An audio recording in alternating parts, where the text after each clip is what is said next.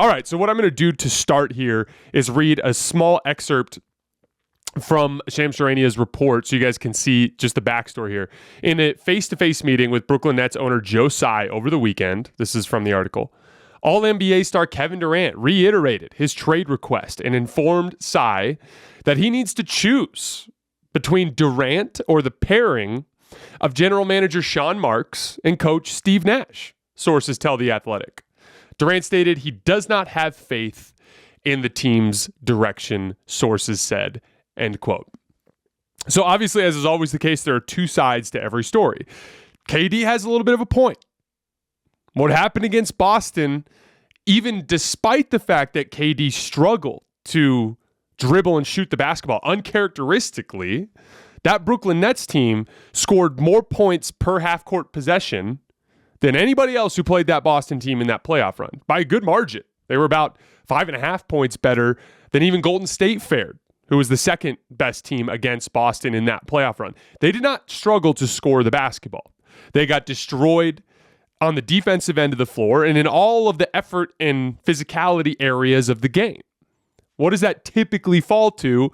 The role players. Now, there's obviously some blame there. Kevin Durant obviously could have had a better defensive series, could have had a better series taking care of the basketball, handling the physicality. Kevin Durant shares some blame for how that series went. A lot of blame. I think he'd be the first to tell you that.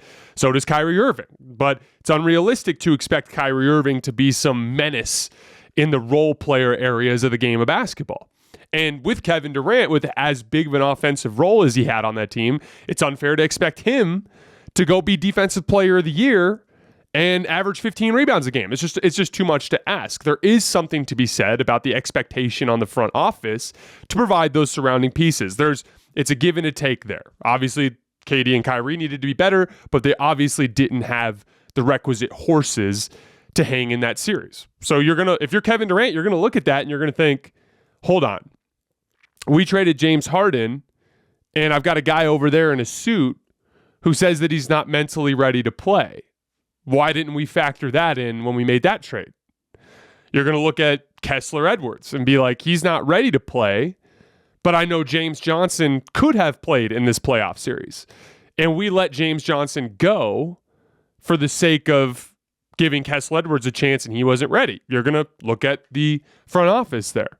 In general, the approach of this Nets front office has been to find offensive-minded, older, veteran role players. Blake Griffin, LaMarcus Aldridge, Paul Millsap, Goran Dragic, Patty Mills. These are all players well on the downslope of their careers that even at their best weren't great defensive players. Every one of these players is offensively minded. And KD and Kyrie got that covered.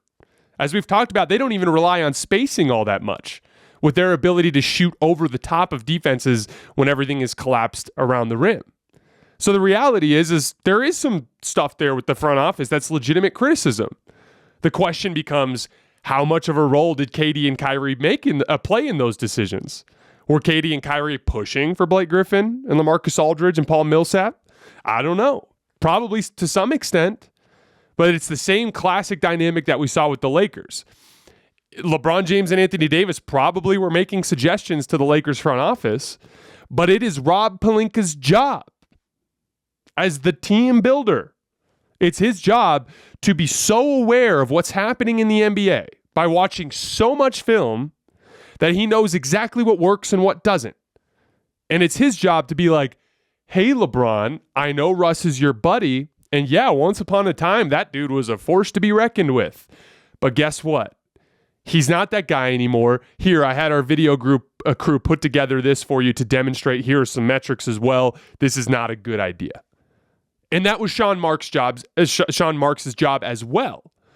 If KD and Kyrie were suggesting players of that ilk, or if they weren't, and he was suggesting them, then he shares that blame as well. That Brooklyn Nets team did not struggle to score the basketball. Their issue was in the effort and physicality areas of the game.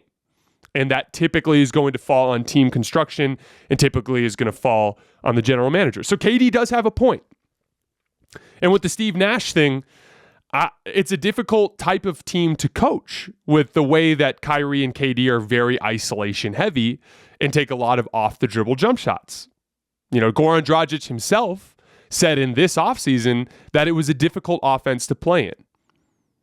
And if Steve Nash gave them the freedom to do that, there's no guarantee that you making some coaching change is going to, KD and Kyrie are going to change the way they're going to play? You're going to be playing in a similar system.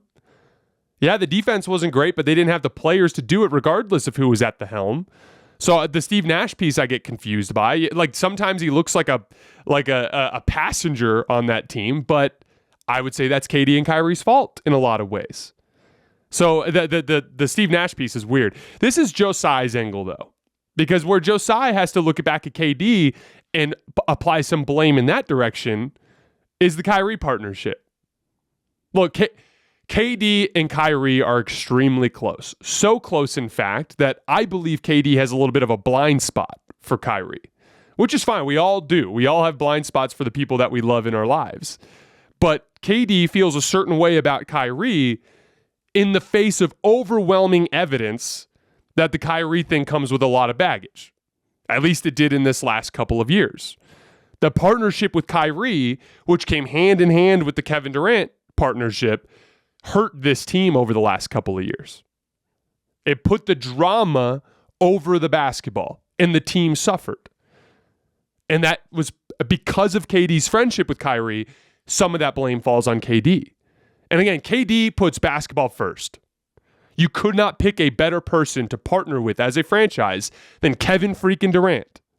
But if that partnership comes with Kyrie attached, and Kyrie behaves the way he did the last 2 years, then basically by the transitive property, we know that the partnership with KD has some baggage that comes along with that.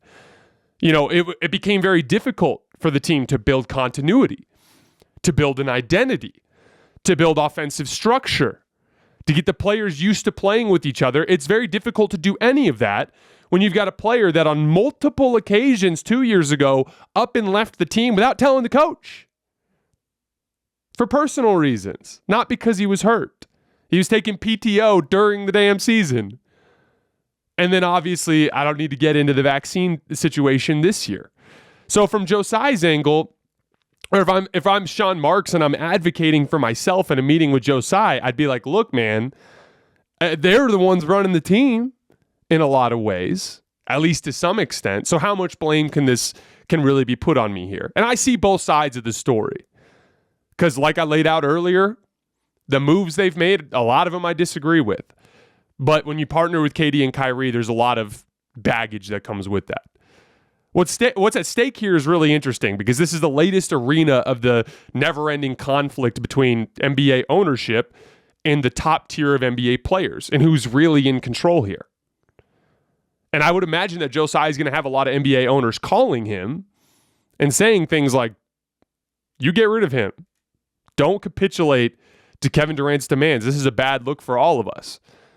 And the ultimate decision falls in the hands of Josiah, but it's a legitimate concern. If you allow a player, even if you think he's right, even if you're Josiah and you truly believe in your heart of hearts that Kevin Durant is right about Sean Marks and Steve Nash, if you do this, it doesn't look good. It looks like you are a weak owner who is capitulating to the demands of a disgruntled star. That's the optics of it, regardless of the real power dynamics at play. And so Josiah has a decision to make. Is he going to fight for some sort of core principle here? Or does he want to win? Because the truth of the matter is if you keep Kevin Durant and you keep Kyrie Irving and some of the damn good acquisitions from Sean Marks this summer, getting Royce O'Neal, getting TJ Warren, if you bring everybody back, you're going to win more. Ben Simmons could be playing this year. Assuming he still likes to play basketball, Ben Simmons could be playing this year. And you could have a really good team. If you trade Kevin Durant, you will not be as good this year. But that's where the principle comes in.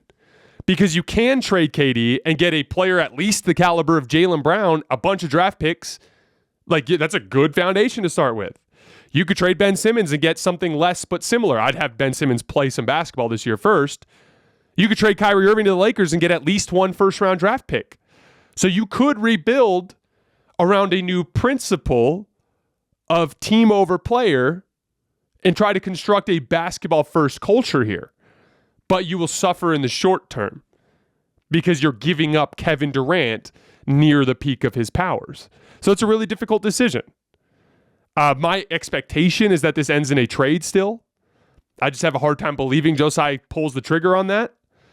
If I was running the team, I'd probably approach KD. What I would say is, look, man, I will do this. I will fire Steve Nash. I will fire Sean Marks, but you have to let me trade Kyrie Irving.